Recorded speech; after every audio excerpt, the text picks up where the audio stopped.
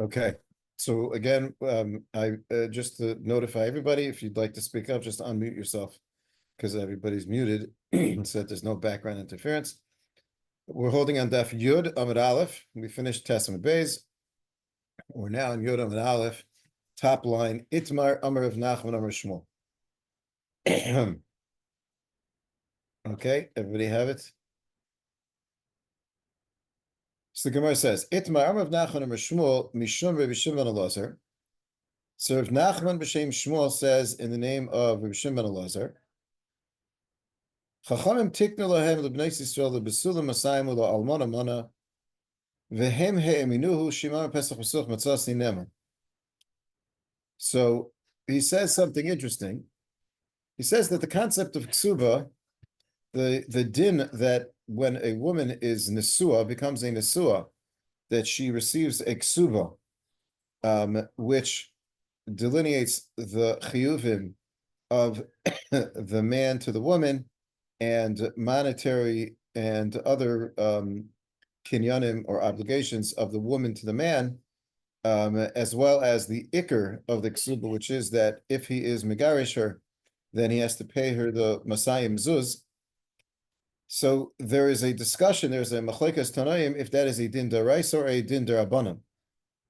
Is that based on a Torah concept, or according to the Torah, there is no such thing as a ksuba, and the Chachamim instituted it?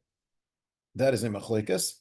So Reb Shimon Elazar says that it's a takanas Chachamim. Chachamim tiknu lahem lebnei Yisrael lebesula masayim ulo almana mana, and there's a different amount if we're talking about a bsula or an almana. A bsula is 200 zuz, and almana is 100 zuz. Vehem he'eminuhu shimar pesach pesuch matzasi nema. And they also gave him an emanus that if he, after the Nisuin, claims that she was not a Basula, as was expected, that he is Neman, and therefore, since he is Neman, she will not get the Masayim Zuz of a Basula. So in other words, what Reb Shimon Elazar seems to be saying is 2 points which are intertwined. First point is that Ksuba is not a Din D'Oraisa. It implies, and this is how some of the Rishonim learn what Reb Shimon Elazar is saying, that if Ksuba was a Din D'Oraisa, then once a man marries a woman, once he's Naisei to Isha, then he's going to be Chayev the Ksubas Masayim, and he will not be able, without Eidim, to make any claim against her. So in other words, if he marries a woman based on the assumption that she is a Bsula, and then at Shas Nesuin he finds that she is a Bu'ula, he's going to have to prove in Beis Din that she's a Bu'ula.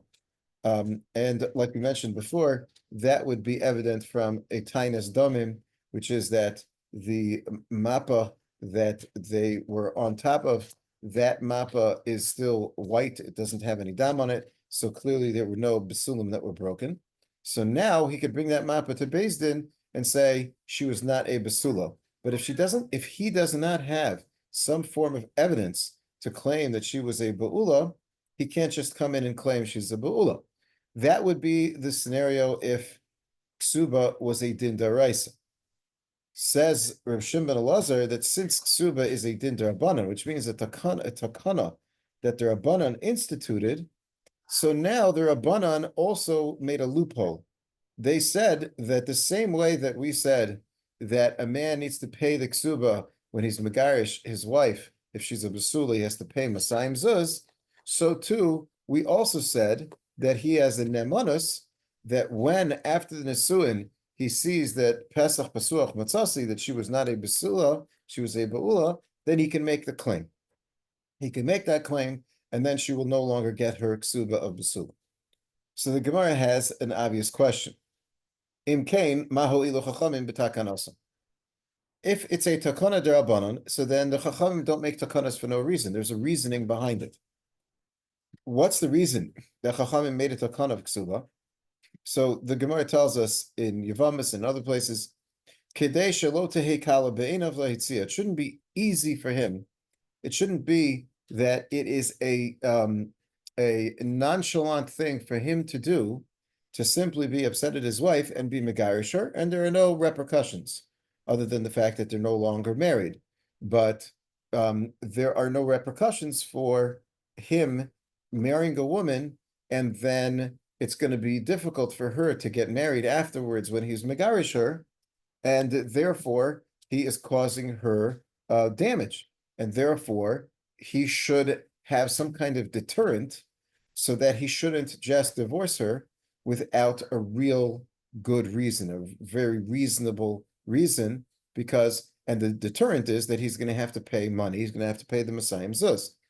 So says the Gemara, okay, so the Chacham made a takana as a deterrent. It shouldn't be easy for him to be megarish, but you gave him a way out. So anytime that he wants to be megarish the isha, so then immediately after Nisuin, he'll simply claim she's a Pesach Pesuach Matzasi, because the same way you made a takana that he has to pay the ksuba after Gerushin, you also made a takana that he is neman to say that Pesach Pesuach Matzasi, and then he doesn't have to pay the ksuba. And even though he has to make that claim right after the Nisuin, what's stopping any man that marries a woman from going ahead and making that claim? So basically, you have uprooted the whole takana, because the takana was a safeguard so that he shouldn't be megarish her easily, but now you've basically built in not a takana, but a takala, that you're going to think she's going to get married thinking that there's a deterrent, that he's not going to be megarish her easily, and yet it's very simple for him, because all he has to do is after Nisuin say, oh, Pesach Pesuch Matzasi, and it doesn't have to be accurate, but this way he will not have any responsibility of ksuba towards her. So the Gemara asks, Ma holi the Chacham b'takanasan? So then what did the Chachamim accomplish by making this takana and then giving him his loophole? Says the Gemara, Amar Rava, Chazaka ein adam terech b'suda umafsida. So Rava says that the reason why the Chachamim are able to go ahead and make a takana of ksuba and then give him a way out by claiming Pesach Pesuch Matzasi, and it's not going to be a problem, is very simple, because there is an immediate financial loss if he claims Pesach Pesuch Matzasi right after the Nisuin. If he claims that really she was a Be'ula right after the Nisuin, so then he is basically claiming that this is a Mekach Tos, that this is an invalid marriage, and therefore everything that he has paid for the wedding, which generally is a significant financial expense, that is going to go to waste. So in other words, the Chachamim are saying, the Rava is saying that there is a built-in safeguard that he's not going to take advantage of the situation. In other words, a man would not in his right mind knowingly lie about a woman that he is marrying and planning on being mafsid her the ksuba by claiming that Pesach Pesuch Matzasi, because once he makes the claim of Pesach Pesuch Matzasi, he's actually claiming that it's a Mekach Tos. If it's a Mekach Tos, so then they're no longer married. If they're no longer married, then all the expense for the wedding was for nothing. He's not going to marry a woman with the intention of claiming afterwards Pesach Pesuch Matzasi and then being megarish her in order to get around paying for the ksuba, because he just paid for a whole wedding. Therefore, that will create an automatic safeguard that only somebody who is genuinely has a concern of Pesach Pesuch Matzasi, he's the only person that right after the wedding, after he's done this whole financial expense, now when he goes ahead and claims that she is a Be'ula, the Chachamim can give him that nemanas Pesach Pesuch Matzasi, because we don't think that he is going to lie about it, because that is causing himself an immediate financial loss. And therefore, it doesn't make sense that he would do this in order to, in other words, there's no, the idea that the Chachamim were concerned about is that he's going to claim this right after the Nisuin and then stay married to her, and then later on, when it comes time, if it ends up with the Gerushin, so that he won't have to pay the ksuba. That's not going to happen, because if immediately after the Nisuin he claims Pesach Pesuch Matzasi, then the whole Nisuin is a Mekach Tos, and if the whole Nisuin is a Mekach Tos, then they're not married anymore. If they're not married anymore, he was just mafsid his whole Suda. So therefore, Rava says it's kind of built in that he's not going to take advantage of this situation. So therefore, Yeah. the picture that Rosh ben Elazar is giving us is that the idea of ksuba is a din d'Rabbanan the Chachamim instituted. They gave him a way to avert the payment, and that is if he tainas right after Nisuin, Pesach Pasuch Matzasi, he's never to be mafsed the ksuba. He does not have to pay the ksuba at that point. And as Taisus will tell us, also that means that she and this man will not be married anymore. It's a mekach. Yes, Eli. Yeah.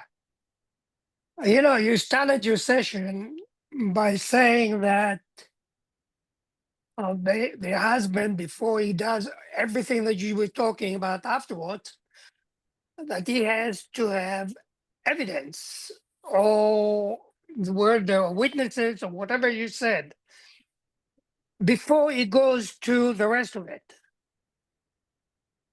That is, in my opinion, the most important part of it. And you skip that. What kind of evidence can he come up with to show that he's correct? So that was the point, that it depends if ksuba is a din min haTorah or midrabanan. If it is a din min haTorah, that means that min haTorah, every man has to go ahead and he has a responsibility of paying the ketubah if he's been garish. The only way out of that is by bringing edim, is by bringing some kind of evidence, witnesses, somebody that's going to make a statement. Yes, what this man is saying is reliable. It's true.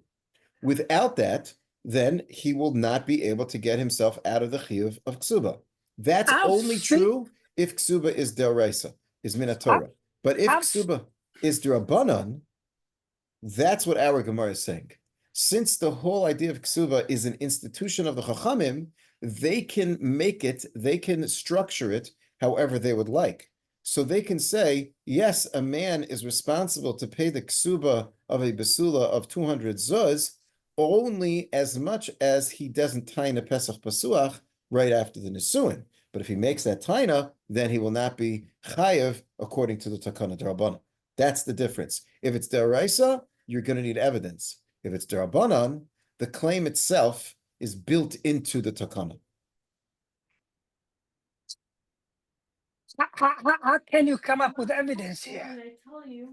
So the way to come up with the way to come up with evidence is that there's a room that they would go into after the Nisuin to have the first bia, and before they enter that room, there are two edim that go into the room and check to make sure that there's only one sheet on the bed in the room and no other sheets around, and they don't have any sheets stuffed in their pockets that they bring in with them into the room. And that way they'll be able to conclude if the sheet has dam on it, that means she was a basula. If there's no dam on it, then that means she was not a basula. So that would be a way through edim, and that's considered evidence one way or the other. Correct. So, and that's it. So if they don't do these precautions, take precautions. Correct. Then he has no way of showing evidence that she is a bu'ula, and that would be a problem if ksuba is deraisa. But since ksuba is drabanan, therefore he does not need to bring evidence. His statement is enough in order to absolve him of the chiv ksuba. But we talked about the possibility that a woman can lose her virginity for reasons other than having sex. Yes. So certainly, if she makes a claim back and says, yes, it's true, I am a ba'ula, but it's because I had some kind of accident, I fell off of a high place, and when that happened, I was injured, and therefore the basulim were broken, then that's fine. That's a good claim. And that's a discussion later on in the parak. The Rishonim point out that our conversation over here is strictly talking where they are makrish each other, they are contesting each other. He says she was a bu'ula, and she says I was not, I was a basula. So she's not giving an explanation how she became a bu'ula. She is simply totally in conflict with his taina. So we have a question of fact. Is she a bu'ula? Is she a basula? He claims she's a bu'ula, she claims she's a basula. So that is the situation where the Chachamim gave the nemanus to the Baal to say Pesach Pasuach Matzasi, because the whole concept of ksuba is draban. Okay? And they relied on the fact that Chazaka ein adam terech besuda o mafsida. It would not be, a person would not lose financially the finances of the wedding, and therefore he is believed. Yes, Dr. Rabin, I can't hear you. You have to unmute yourself if you want to say something. Can you hear me? Yes. How do you explain that Exu is Midaraisa when there were some areas that did not have a Kasuba for marriage? Yes, it's a very good question. The Gemara talks about makom shekoisvin ksuba and makom she'ein koisvin ksuba. I believe that there is. It should be mentioned as Midaraisa.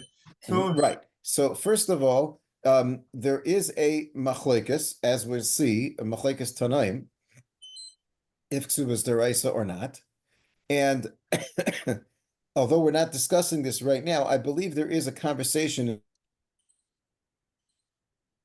in that sugya of makom shekoisvin ksuba and makom she'ein koisvin ksuba, that in a makom she'ein koisvin ksuba, it doesn't mean that there is no ksuba, but rather what it means is they didn't write a specific document because they relied on the fact that it's an automatic responsibility. It's an automatic hischayvus. I don't, if I remember correctly, I don't think the way to learn that Gemara is that they didn't have a responsibility of ksuba. No, they always have a responsibility of ksuba, just sometimes you write an actual piece of paper and other times don't. And the context of that is basically if she comes to Beis Din and doesn't have her ksuba, so we're going to say, wait, we don't have to give you, he doesn't have to pay anything without the actual shtar, because if you don't have the shtar, maybe he paid you already. Well, if it's a makom she'ein koisvin ksuba, then the way that people do it there is they don't write a shtar, so then there's no question on her, where's your shtar, because nobody has a shtar when it starts off. It's an automatic chiyuv. So that's the context of is in the possession of the wife, not the so the idea of ksuba is not the piece of paper when we're talking about Asur lishois ishtoi b'loi ksuba. Really, the concept is that he needs to be a hischayvus mamon, and therefore, in certain situations, let's say, like in war situations, it's very common. People have to leave their homes and they don't have their ksuba with them. So, what allows them? Like they go off to some other country, they flee from a country, and they run to another country, and they start living in the other country in exile from wherever they lived. They don't have their ksuba, they don't have the original. So number one, the proper thing to do is to write up a new shtar. That's a bit problematic when you don't have, like, there's another shtar somewhere, and it could still exist. So then you'll end up with two stars. That's a problem. But temporarily, certainly, it's brought down that the man can simply have an amount of money that he puts in the possession of his wife as a collateral for the ksuba, and then that's considered like the hischayvus of ksuba. Okay.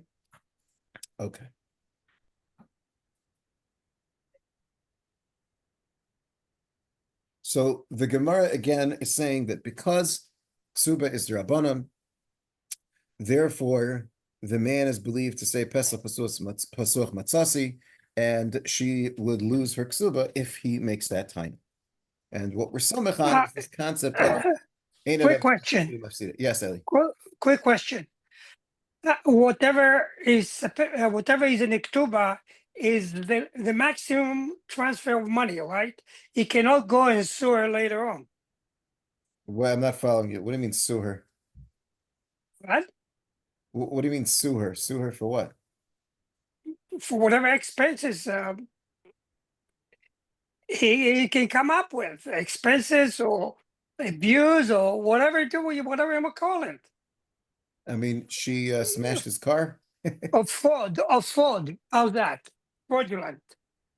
You're saying the actual situation where she misrepresented herself as a basula and really she was a ba'ula? That's what you're asking? Right. That's basically what it is.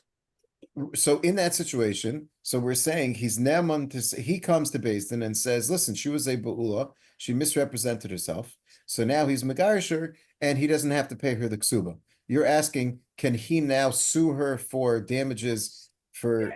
That's right. I don't think there's no limitation. There's no limitation. There's no limitation built Oh, into. wait a minute. The Ketubah is the contract. There's the no contract contract. The said- contract is not valid. The contract was built on the premise that she's a basula, and that premise is untrue. So the whole contract is invalid. Yeah, but the contract said that when it is invalid, you go your way and that goes this way. No, the contract doesn't say anything because the contract is only if the qualifications for the contract to be binding are fulfilled, and they were never fulfilled. So it's a worthless piece of paper. The contract is talking about a basula. She is not a basula, so it's a different woman. It's not her. So it has nothing to do with me and the man and the woman. This woman. All right. Okay. All right. Yeah. Okay. Okay. Good. Okay. So now there's a very interesting Tosfos over here. Tosfos has a problem. There is a machlekes later on. If a man marries a woman and it's under the premise that she's a basula, and then it turns out that really she's a beula, there's a machlekes later on.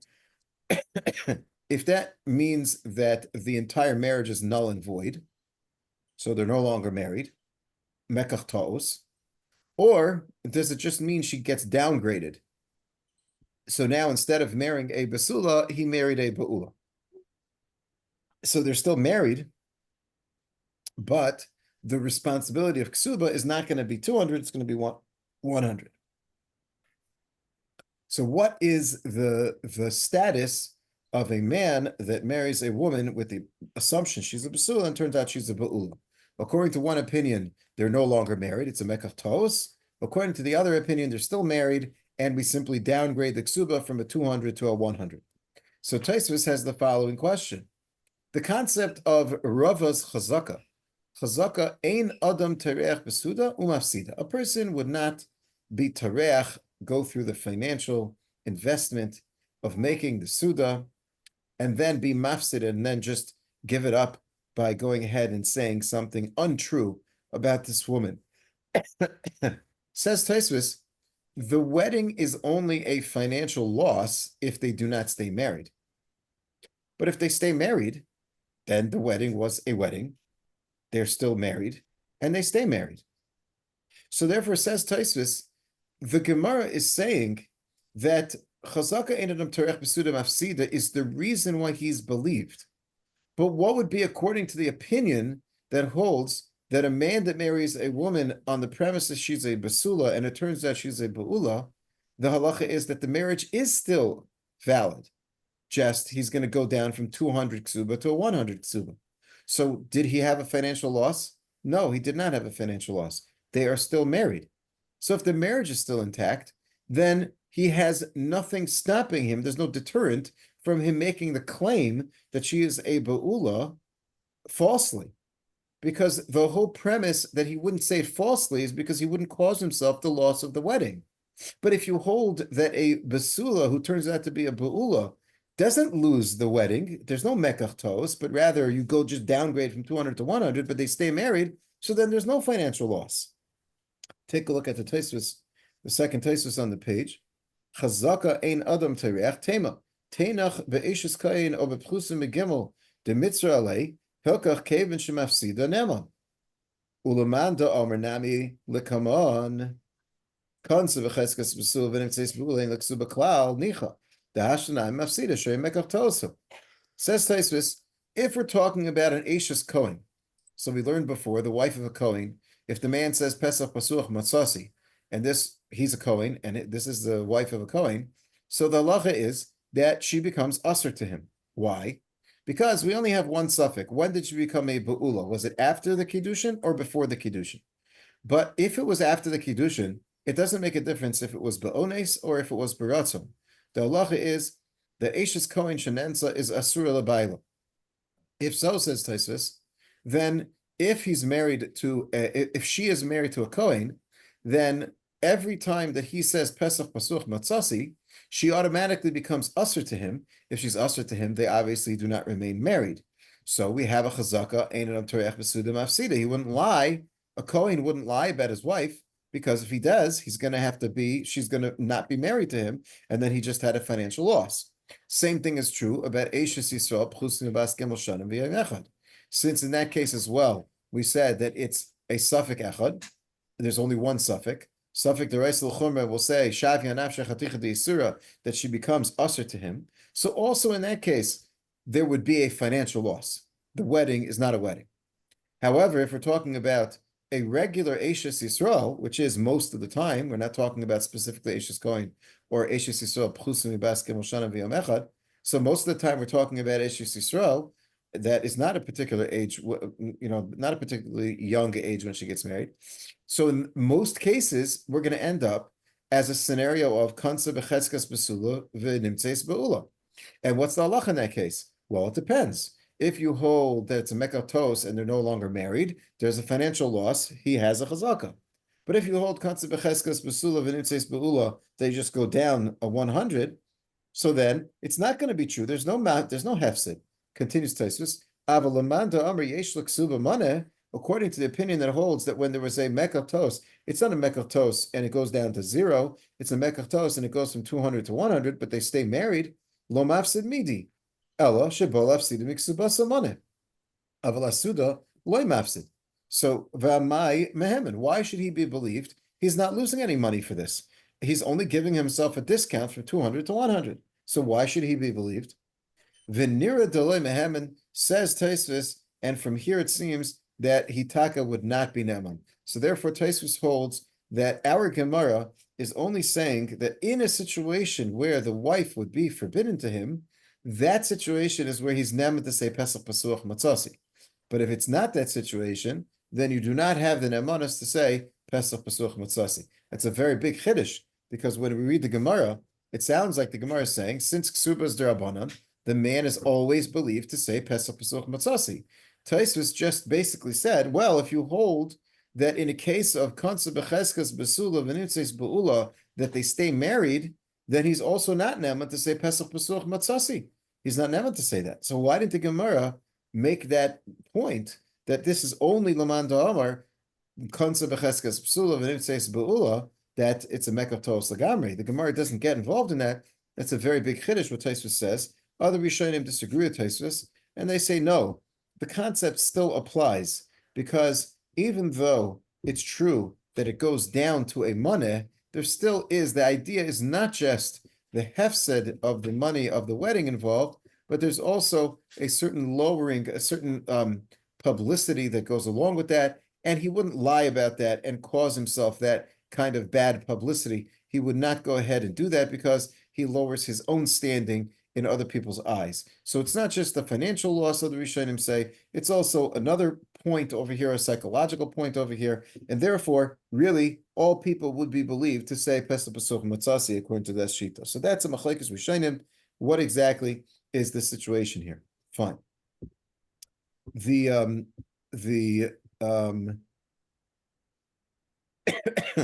Gemara continues talking about this point that it's a takanas chachamim.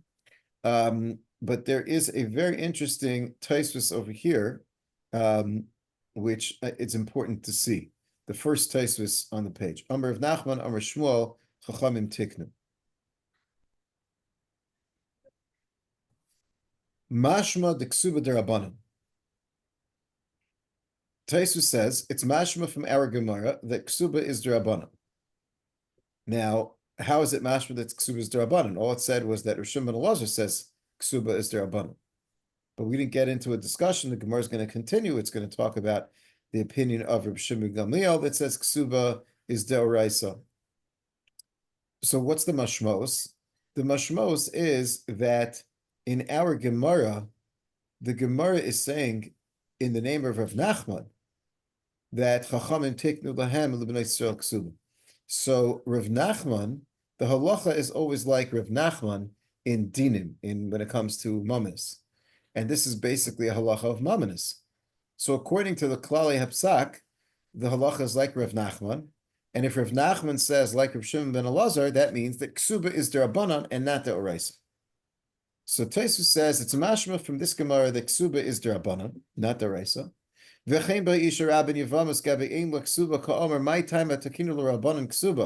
The Gemara explicitly states, why did the Chachamim make Ksuba? Kadesh lo tekala ve'enav leitzia v'chule. Alma stoma de'ashas saved Ksuba derabanan. So the stam of the Gemara holds that Ksuba is derabanan. So says Taisvus, basically, it seems that the halachic psak based on this Gemara is that ksuba is not a din d'oraisa, a ksuba is a takana d'rabbanan. So this that we give a ksuba to our wives when we get married, that responsibility was put on us by the chachamim. It's not a din d'oraisa. However, there's a problem. The kasha did nohogu lichtov b'ksuba kesef zuzi mason dechazu lechi mid'oraisa. Says Tosfos, so then why do we write in the ksuba kesef zuzi mason? Mason is like masayim, 200 zuz dechazu lechi, that is fit to give you mid'oraisa. So we write in the ksuba mid'oraisa. If any of you have your ksuba after the shiur, you can go look at the ksuba and you'll see that if you have an Ashkenazi ksuba, it says in it, the chazu lechi mid'oraisa. Generally, if you look in a Sephardi ksuba, it doesn't say mid'oraisa, it just says the chazu lechi. Or in some nuschos, it actually says the chazu lechi midrabanan. But the standard Ashkenazi nusach, and that's where Tosfos is coming from, says the chazu lechi mid'oraisa. So it says Tosfos, how could we write in our ksuba the chazu lechi mid'oraisa? I don't owe you the 200 zuz mid'oraisa. The whole concept of ksuba is d'rabanan. So if we're writing in the ksuba the chazu lechi mid'oraisa, it sounds like the halacha is ksuba is d'oraisa, not d'rabanan. So it's a stira. Says Tosfos, if there's a minhag to write in the ksuba the chazu lechi mid'oraisa, then must be paskin like the mandar mid'oraisa. But if you read our Gemara, Rav Nachman is paskening the ksuba is d'rabanan. So which one is it? Is ksuba d'rabanan or is ksuba d'oraisa? Ve'omer Rabbeinu Tam. The Samchinan Arab Shimon ben Gamliel de Masnisin de Perk Basra. The Maisi Lanami Besamach, the Amar Noisanami Mois Kapotkia, the Savar Ksuba d'oraisa, the Kaimelin Kirb Shimon ben Gamliel v'Mishnah Seinu. Without getting involved in the context of exactly what the Mishnah is talking about over there, we'll talk about it when we get to the Gemara later on. Basically, we have a Mishnah at the end of Ksubos that mentions that Rav Shimon ben Gamliel holds that Ksuba is min haTorah. Ksuba is d'oraisa. There's a klal that the halacha is like Rav Shimon ben Gamliel in our Mishnah. In other words, when Rav Shimon ben Gamliel is listed in the Mishnayos, the halacha is like his opinion. So now we have a problem. We have two klalim, two rules of psak, which contradict each other. Because I have one rule of psak, which is halacha is like Rav Nachman. Hilchos like Rav Nachman bedini. When it comes to mominus, we go like Rav Nachman. I have another klal which says Hilchos like Rav Shimon ben Gamliel b'Mishnah Seinu. When Rav Shimon ben Gamliel is mentioned in the Mishnah, the halacha is like him. The problem is, if we go with the klal of Hilchos like Rav Nachman says like Rav Shimon ben Elazar that ksuba is d'rabanan. If we go like the klal that the halacha is like Rav Shimon ben Gamliel in the Mishnah, then ksuba is d'oraisa. So says Rabbeinu Tam, Samchinan Arab Shimon ben Gamliel de Masnisin de Maisila besamuch, to say that ksuba is d'oraisa. So many Rishonim learn that Rabbeinu Tam is basically saying, even though yes, we have a klal of halacha of Nachman, but we have another klal that the halacha is like Rav Shimon ben Gamliel, and therefore, since we have a stira in these klalim, we're going to go with the tzad of Rav Shimon ben Gamliel in the Mishnah. Why? He doesn't say why. Kind of puzzling how Rabbeinu Tam was machriya one way over the other. However, if you look closely at the words of Tosfos, the words of Tosfos are samchinan. Omer Rabbeinu Tam, the samchinan are Rav Shimon ben Gamliel. That's a very interesting language. It doesn't sound like Tosfos is saying we paskin like Rav Shimon ben Gamliel. It sounds like we rely on Rav Shimon ben Gamliel. Now, what would that mean that we rely on Rav Shimon ben Gamliel? Rav Shimon ben Gamliel is saying it's d'oraisa. So if ksuba is d'oraisa, that's more of a chumrah than a kula. If it's d'rabanan, it's a kula. If it's d'oraisa, it's more chamor. So you wouldn't say samchinan Rav Shimon ben Gamliel. That's a lashon smach. When you say yesh al ma lismoich, there's what to be saimech on. That's usually a kula. That's biti eved. Oh, once we do that already, so then we could be saimech on that opinion. But here we're saying something which is unnecessary in the ksuba. If the ksuba is derabanan, and we're writing in the ksuba deraisa, we're not being somech on Reb Shimon Gamliel. It sounds like we're paskin like Reb Shimon Gamliel. But then why does Rabbeinu Tam say we're somech on Reb Shimon Gamliel? What's that lashon of somech? So there, the Shita Mekubetzes over here learns that that's not what Rabbeinu Tam means. Rabbeinu Tam does not mean that we paskin like Reb Shimon ben Gamliel. What Rabbeinu Tam is saying is that ksuba is certainly midrabanan. The psak is that ksuba is only midrabanan.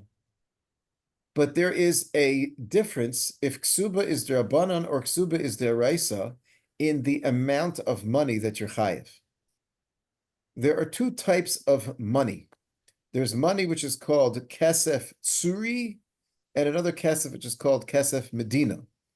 It's a discussion of few masachtas, kedushin, bamtzia. So kesef tsuri is worth 8 times as much as kesef medina. All kesef of the Torah. So if you're talking about the 5 shkolim of pidyon haben, which the Torah specifies, if you're talking about arachim, when it talks about the erech of an eved, of a shifcha, it talks about those, any halach, when you talk about oynes and mefate, chamishim kesef, chamishim shekel kesef. So when it talks about kesef shekel in the Torah, that is kesef tsuri. A kesef, which is a derabanan kesef, which means it's not mentioned, the fact that there's a specific amount is not mentioned in the Torah, that's kesef medina, which is, like we said, 8 times less the value of it. So even though they're both called kesef, or they're both called a shekel, really, there's a shekel medina and a shekel tsuri. A shekel medina is 1/8 of the value of a shekel tsuri. Says Rabbeinu Tam that in the ksuba, we wanted, meaning the chachamim wanted, that the man should be makabel on himself to be chayev 200 zuz midaraisa. The 200 zuz of kesef tsuri, the 8 times that amount. So let's say that 200 zuz translates to $200 in kesef medina. So if you'll multiply that times 8, so now instead of $200, it's going to be $1,600. So his responsibility, if it's kesef tsuri, it's not that. It's more like the difference between like $6,000 or like $50,000, right? So if Masayim Zuz is $6,000 and the Chachamim want you to be chayev like it's kesef tsuri, so then that'll be 8 times as much. It'll be $48,000. But it's a din d'Rabbanan, but ksuba is a din d'Rabbanan, so it really should only be $6,000. Yeah, but the Chachamim wanted that you should have a deterrent, the shalot tekala be'einav leitzia, and therefore the money they were mechayev you was the amount as if it is kesef of the Torah. So therefore, says Rabbeinu Tam, we write kesef zuzi masan dechazu lechi midaraisa, not because ksuba is daraisa, but the kesef zuzi masan, the 200 zuz, should be valued on a deraisa scale, not on a derabanan scale. And therefore, the amount is going to be that much greater. So that actually translates into a very big difference in value between a ksuba, let's say, of an Ashkenazi and a ksuba of a Sephardi. So in the ksuba of the Ashkenazim, where it says, T'chazu lechi midaraisa, so if we're going like Rabbeinu Tam, then what that means is that he was mechayev himself in the event of gerushin in a kesef of a deraisa level, which means it's going to be 8 times as much as that of the derabanan level. Whereas in a Sephardi ksuba, which generally just says the chazu lechi, it doesn't say midaraisa. The Rambam doesn't bring down this nusach of the chazu lechi deraisa. It just says the chazu lechi. So according to that nusach, that it's going to be worth 1/8 of that value. So Rabbeinu Tam, that's what he means Samchinan Arab Shimon ben Gamliel. Samchinan, we're soymech on the fact that Reb Shimon ben Gamliel says ksuba deraisa in order to be mechayev midrabanan ilu it's deraisa. We use the opinion of Reb Shimon ben Gamliel the same way Reb Shimon ben Gamliel would say that you're chayev kesef tzuri, so too we're going to be mechayev kesef tzuri, which is the higher amount. So therefore, avada ksuba is derabanan, says Rabbeinu Tam, but the amount of money you're going to be chayev is as if it's a deraisa. So that is the first way that Tosfos reconciles this problem. V'od omeri, the second way Tosfos reconciles this problem, Delo kaimelon kirav Nachman. Says the Ri, actually we do not paskin like Rav Nachman. De shkachna Rav Ashid hu basra de polagale kedimitar sakaman draisa. So Tosfos says that actually there's a problem because Rav Ashi seems to argue on Rav Nachman, and Rav Ashi was later than Rav Nachman. Even though we have a klal that the halacha is like Rav Nachman in Mammon, in Din, but we have another klal, which is Hilchasa Kebasra. The halacha is like the later Amoraim. So like Ravina and Rav Ashi were the Mesadre HaGemara. They were the later Amoraim that set up the Gemara in the setup that we have, the structure that we have. So since they are what's called Basra, they are the later Amoraim. When Ravina or Rav Ashi say halacha is a certain way, then that bears a lot of weight. The halacha is generally going to be like Ravina and Rav Ashi. So says Tosfos, okay, so we started off with, on the one hand, I have halacha k'Rav Nachman, ksuba derabana. On the other hand, I have halacha k'Rav Shimon ben Gamliel b'Mishnah Seinu, and therefore ksuba is deraisa. So which way do I go? Says the Ri, I have Rav Ashi saying later that the halacha is not like Rav Nachman, but rather the halacha is like Rav Shimon ben Gamliel. So now I have two against one. I have one klal, which is the halacha is like the later Amoira, Rav Ashi, which means ksuba deraisa. I have another klal, the halacha is like Rav Shimon ben Gamliel in the Mishnah, which means deraisa. And on the other side, I only have halacha k'Rav Nachman, two against one, two klalim against one, and therefore the halacha is ksuba deraisa. So we have a machlekes now, if ksuba is deraisa or derabanan. So Tosfos says we have a practical machlekes. According to Rabbeinu Tam, ksuba is derabanan, but the money that you're chayev is like a money deraisa. But according to the Ri, ksuba is not derabanan. The halacha is that ksuba is midaraisa. What comes out according to the Ri is that there's a very big nafkamina now. Is a man neman to say Pesach Pasuch Matzasi after Nesuin? Well, we just said if Ksuba is Derabanan, then he's neman, because the Chachamim that said Ksuba, they also said he's neman to say Pesach Pasuch Matzasi after Nesuin. But if it's Deraisa, so then he's got to have evidence. If he doesn't have the evidence, the Tainis Basulim, the Tainis Damim, so then he's not going to be believed to say Shuzah Ba'ula. So now Pesach Pasuch Matzasi is not going to be neman. So we have a very major machlekes between the Ri and Rabbeinu Tam.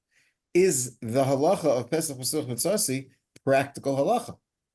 Happens to be that in the halacha, the Tur, Shulchan Aruch, Rambam, they all say that ksuba is derabanan, and they all say that the man is neman to say Pesach Pasuch Matzasi after Nesuin. So all of that works well in the opinion in the Ikra Psak that we're saying that the halacha is like Rav Nachman and Ksuba is Rabbanon, but the Rama brings down that the minhag is to write the Chazulechi Midaraisa, and that's where the minhag comes from, that Ashkenazim will write the Chazulechi Midaraisa because of this Rabbeinu Tam that says that it's like, and the Rosh also brings this Rabbeinu Tam that avad ksuba is drabanan, but still we're going to treat it, the money, the monetary chiyuv, like a deraisa, and therefore the money that he's chayiv is going to be kesef tzuri. The question is, if ksuba is deraisa, in other words, according to the Ri, that says that ksuba is deraisa, ksuba is not derabanan, ksuba is deraisa. So then how can the Gemara in Yevamis that Tosfos started off with say, my time atakinu l'Rabbanan ksuba kedesh lo take kala be'enav lo'itzia? It was not a takana d'Rabbanan. So what do you mean, my time at Takinu Rabbanan Ksuba? It's not a Takana Rabbanan, it's a Din Daraisa. That Gemara was mashma, the Ksuba is Rabbanan. So how could the Re say Ksuba is Daraisa? So Tosfos explains that anytime you come across a Gemara which says that there is a Takana Rabbanan of Ksuba, it's in the context, in that specific context over there, the idea was that in a situation where the situation over there was talking where a woman was married, her husband went overseas and didn't come back. And in that situation, she went ahead and got married because she was told that her husband died, not al pi tu eidim, but one aid. And apparently they didn't do due diligence, and the husband shows up years later after she really got married to somebody else. So the Gemara says that obviously the Kiddushin was not a good Kiddushin, and the Banim are considered Mamzerim from the second marriage. The question is, does the second man have to pay a ksuba because he married her? Says the Gemara, the whole concept of ksuba is so that he shouldn't divorce her for no reason. We want a deterrent that he shouldn't divorce her. If we're talking about a situation where it's forbidden for him to be with her, then we want him to divorce her. We don't want them to stay together. So why would we put a barrier of a chiyuv mammon to deter him from doing what he's supposed to do, which is divorce her? And therefore, the Gemara says, since normally the concept of ksuba is kedei shelo tehi kala be'enav leitzia, it shouldn't be easy for him to be megarish. Over here, we want it to be kala be'enav leitzia, and therefore there's no chiyuv ksuba. So therefore, that's the context where the Gemara talks about the chiyuv ksuba in the sense that the only reason the Chachamim would have instituted ksuba is kedei shelo tehi kala be'enav leitzia, and over here we want him to be megarish. And therefore, that's why the Chachamim will institute that there is no chiyuv ksuba daraisa. In other words, even though, yes, ksuba is daraisa according to the Ri, but the Chachamim are going to suspend the chiyuv ksuba over there because we want, in that case, to actually give him, we want to instigate a divorce over here because they're not supposed to be married, because she's forbidden to him.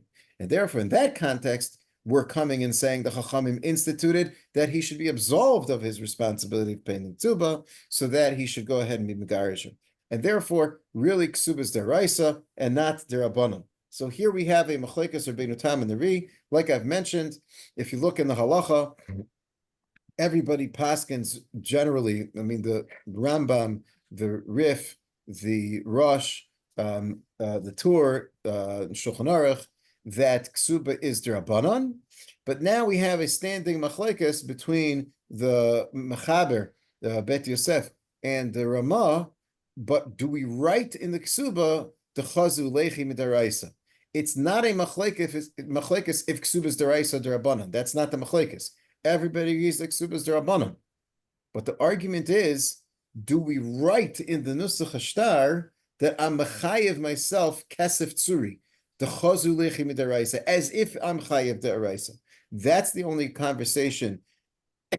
That's the only conversation in halacha. Is that what's done? And that is two minhagim that are quite apparent. If you look at different ksubas, you'll find some ksubas that say the chazu lechi midaraisa, and some ksubas that say the chazu lechi, and all of that is built on this sugya over here and this taisvus over here.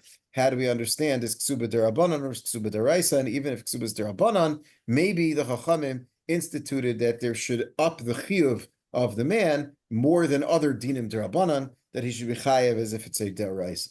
So that's yeah. I have a question. Go ahead. We have a situation here where you have the husband supposed to divorce the woman that he mistakenly married. They have two kids. The kids remain mamzerim, whether they get divorced or not. But once they get divorced, what happened with the kids? Is he going to take them, or is she going to keep them? And the question is, who's going to take care of them? It's a very valid question. It's a very valid No. question. Anastasia? The reason why that's not Is this it's not Anastasia? discussed. One second, let me just Okay, mute everybody. okay. Me, That's for what, a flush? participants. Okay, How do I do that? yes, between 11 and 12. Maybe a little later might be better after Anna leaves, right? I don't know why I can't find. Okay, I'll just complete it. So again, Yeah. the question about the children, you have to understand that first of all, this is something which could show up 30 years later. So Okay, when we talk about kids, these could be 30-year-old okay, kids. 11, okay. So we're not concerned about who's taking care of them. They're grown men and women. They can take care of themselves. But yes, in a situation where it happened that the husband went away, and then let's say 5 years later, now she goes ahead and gets married because he hasn't returned, and then she has little children, and then 2 or 3 years later, this first husband comes back, then yes, there is an issue of who is going to be caring for these children. It's a valid question. The Gemara does not get involved in that. That is more of a discussion in terms of the Gemara doesn't really discuss, as far as I remember, where they will live, but the responsibilities, the financial responsibilities, do not really change because they're still the children of these two parents. So the same things that the father is responsible for when they're living under his roof, he will have those same responsibilities generally, even when they're not living under the roof. But that's a good question, that in the situation of a divorce, what is the status of the children vis-a-vis the parents? That is, I don't believe there's a Gemara specifically that discusses that, but certainly that is discussed in halacha, and it's derived from different points that the Gemara talks about. But I don't think the Gemara explicitly discusses in a case of gerushin where do the children go? Do they stay with the mother or not? That's the poskim do talk about that, and they base it on other Gemaras, but I don't think it's explicitly discussed. And she still, and after the divorce, she goes back to the first husband. No, Oh. it actually says that she is penalized for getting married without due diligence. In other words, the Gemara says basically that she should have looked into it better, and if she would have looked into it, she would have realized her husband was still alive. So the halacha is teitze mizeh umizeh. She loses both marriages. So in this case, the Gemara is really encouraging the two of them. The husband who's supposed to be divorcing her and her to live without getting married. I mean, No, she can marry somebody individuals. else. She can marry somebody else. But you're making a good point. But the fact is, the Chachamim weighed that with the other side, which is that if we don't knas her, then many women will rely on this heter in order to simply get married when they don't know where their husbands are, and that will create a lot of problems of Eishasish. So we made it very, the Gemara says that we made it very stringent in the backside of it. In other words, in terms of what happens if the first husband comes back, to deter her from getting married without being very sure of herself. In other words, the consequences of getting married without really doing due diligence are so great that she is probably not going to get married without really doing good research. And that way will preclude, as best as we can, that scenario of the husband showing up again after she married. Well, what is the definition of good research? That is a discussion over there. In other words, what exactly is considered a good edus, a good testimony that the husband has died, or the husband, the husband has died. That's a discussion. Another sugya in Yevamos. At what point do we say that? Let's say he drowned. So at what point do we say that that's considered enough?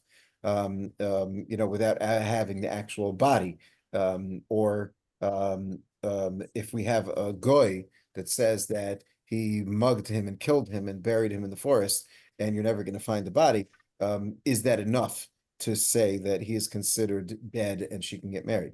Those are sugyas in Yevamos, which unfortunately become practical halacha in terms of understanding the heterim for aguna. Okay, Beseder. So you say dead or just not living? If he's he doesn't have, he's unconscious. No, if he's still alive, even though he's brain dead, that's still considered alive, and it's a big problem because he, on the one hand, he doesn't have the conscious ability to be Megarish, but they're still married because as long as he's not dead, they're still married. So that the Gemara talks about, that the Gemara in Gittin talks about that as a man, his mind is starting to go. Then they quickly had him write a get so that she should not be chained to him, because they have no idea how long that period is going to be, that he is senile and not able to really function. And that simply is just keeping her in a marriage that's not really a marriage. So that the Gemara talks about is Shriv Meira, somebody who's like on his deathbed or he's writing a get when he still has the mental faculty to be able to know what he's doing. All right. Thank you. How are you feeling? Daf Yomi. A little better. Oh, that's what Daf Yomi is right now? It was. I just passed it. Oh, you were learning Yavamas. That's right. You just made us see him on Yavamas. Okay, very good. So No, you're just and Yavamas. We're in now you're Sanhedrin, no? just started, but Oh, Baba Basra? but yeah, Baba Batra. Ah, okay. Okay.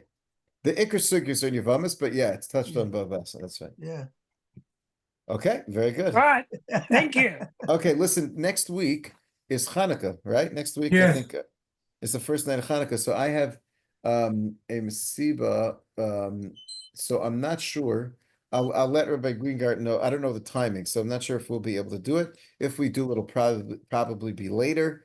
Would people be interested in a shiur later, like starting instead of 7:30, starting like 8:30 or something like that? Is that something that interests people? It's up to you if you can make it because you're busy with the yeshiva. Well, if nobody's interested, then I'm not going to make it.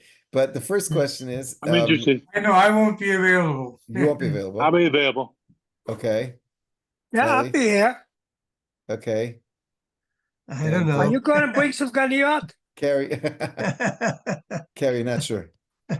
mean, I think I'm okay, but I have to check and all that. I don't know. Okay, fine. So as we get closer, I'm sure Big Greengart will contact me, and then he'll send out a mitzvah shem. So it's not just next Wednesday, it's also the following Wednesday. Yes, correct. It takes care of both. Yeah.